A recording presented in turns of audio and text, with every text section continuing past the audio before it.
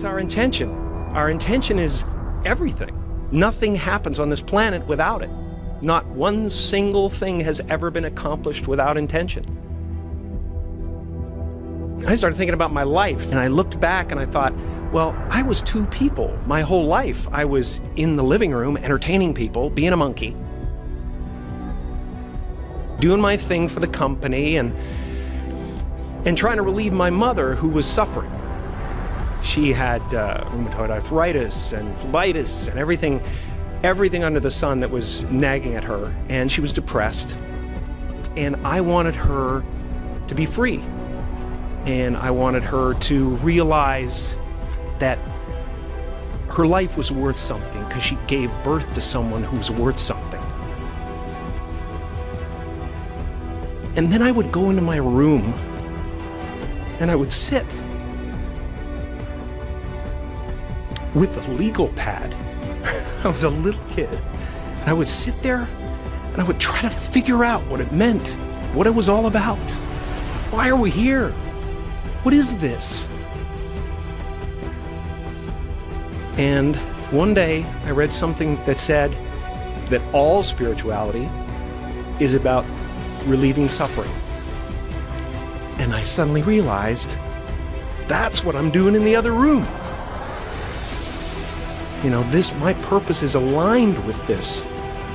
So I felt incredibly lucky. I lose sight of that all the time. I get caught up in different concerns and ego concerns.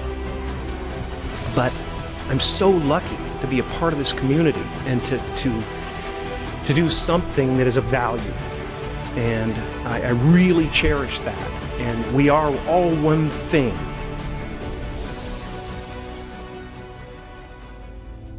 When you create yourself to make it, you're going to have to either let that creation go and take a chance on being loved or hated for who you really are, or you're going to have to kill who you really are and fall into your grave grasping onto a character that you never were.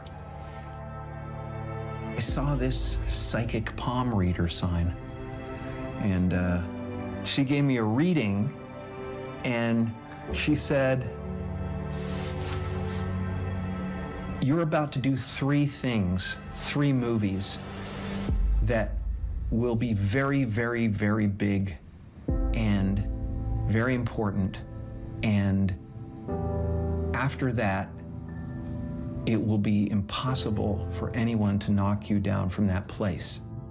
I worked in factories. I had a 9th grade education. You know, it's a series of like crushing disappointments, and I just go into a different gear. I go into, don't know how it's gonna write itself, but it will, you know? I don't know how. You know, I mean, I'm the guy who wrote the $10 million check to himself and had it come to fruition. I'm the guy who had the substitute teacher in grade 2 who said that, you know, whenever I want something, I pray to the Virgin Mary and I ask her for it and I promise something in return and I get whatever I want. So didn't you write yourself a check? I heard that you did. Is that true? I wrote myself a check for $10 million for acting services rendered, and I gave myself 5 years. My dad could never afford a bicycle, so I went, okay. And I went home and I prayed for a bicycle and promised I'd say the rosary in return, and then I got a bicycle, showed up in my living room. Brand new Mustang bike. I put it in one of the scenes in Eternal Sunshine. A Mustang bike with a banana seat. Just before Thanksgiving 1995, I found out that I was going to make $10 million. So you visualized? From then on, it was whenever I wanted something to happen, I manifested it. I stood there in an open field like this with my arms out. My father was not only the funniest man in the room, but he was a fantastic saxophone player. And before I was born, he had an orchestra in Toronto. But, you know, in order to be something special, you had to leave Canada and come down to the States and prove yourself in the States. He was a little bit afraid of that transition, and also he had a family to take care of, so he became an accountant. And as time wore on, it wore him down, you know, it wore him down, and he got a little bit bitter. especially when he lost his job when he was 51. That really broke him. Not only was he compromising to raise a family, but when you compromise and you fail, it really hurts. It hurts even more than failing at what you love. So that was an example for me. And a lot of people don't know this, but when I was about 14 or 15, my father lost his job, and I actually became homeless for quite some time. Of course, I grew up in Canada, so I thought we had just gone camping, you know. But I learned that you can fail at what you don't love, so you might as well do what you love. There's really no choice to be made.